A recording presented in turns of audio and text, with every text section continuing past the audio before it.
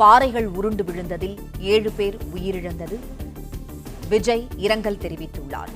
திருவண்ணாமலையில் ஏற்பட்டுள்ள திடீர் மண்சரிவால் புதையுண்ட 3 வீடுகளில் சிக்கியவர்கள் சடலமாக மீட்கப்பட்ட செய்தி நெஞ்சை பதற வைக்கிறது என்று இணையதளங்களில் தமிழக வெற்றிக் கழகத்தின் தலைவர் விஜய் அவர்கள் தெரிவித்துள்ளார்.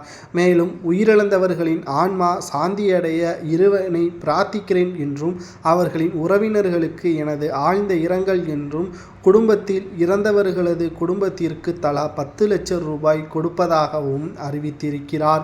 மேலும் விஜய் அவர்கள் நேரடியாக ஏன் மழை வெள்ளத்தில் மக்களை பார்வையிட வரவில்லை என்ற கேள்விகள் எதிர்க்கட்சியாலும் ஆளும் கட்சியாலும் விமர்சனம் செய்யப்பட்டு வருகிறது.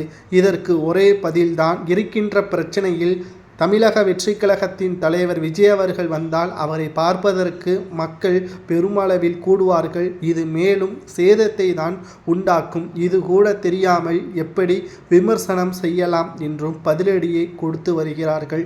தலைவர் எங்களுக்கு கட்டளையிட்டிருக்கிறார், நாங்கள் களத்தில் இறங்கி பணிகளை மேற்கொண்டு வருகிறோம் என்று இணையதளங்களில் தமிழக வெற்றிக் கழகத்தின் நிர்வாகிகள் உதவி செய்வதை போட்டோக்கள் மூலமாக காண்பித்து வருகிறார்கள். விஜய் அவர்கள் நேரடியாக வந்தால்தான் இதில் நாங்கள் களத்தில் வெற்றியடைந்தோம் என்பது அல்ல.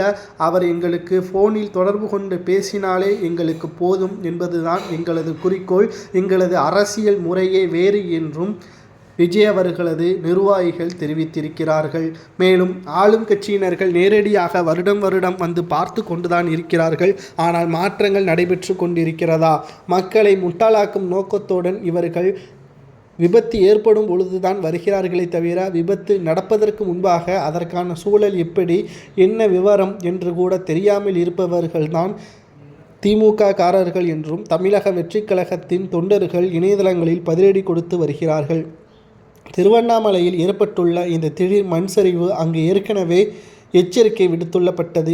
ஆனால் ஆளும் கட்சியான திமுக அதை உதாசீனப்படுத்தியதன் காரணமாகத்தான் பெரும் பாதிப்பு ஏற்பட்டுள்ளதாகவும் மக்களின் அன்றாட வாழ்க்கை பாதிப்புக்கு உள்ளாகி இருக்கிறது என்றும் விமர்சனங்களும் முன்வைக்கப்பட்டு வருகிறது.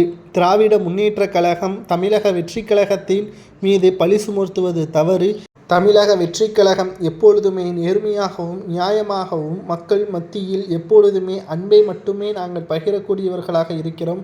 இந்த மழை வெள்ளத்தின் பொழுது விஜய் அவர்கள் நேரடியாக களத்தில் வந்தால் அதனால் அவருக்கு மட்டுமல்ல, அவரை பார்க்க வரக்கூடியவர்களுக்கும் பிரச்சனையாக மாறக்கூடிய நிலைமை உருவாகும். இதற்காகத்தான் அவர் வரவில்லை, ஆனால் உதவி செய்யவில்லை என்று ஒருவரும் கூற முடியாது என்று நிர்வாகிகள் பதிலடி கொடுத்துள்ளார்கள்.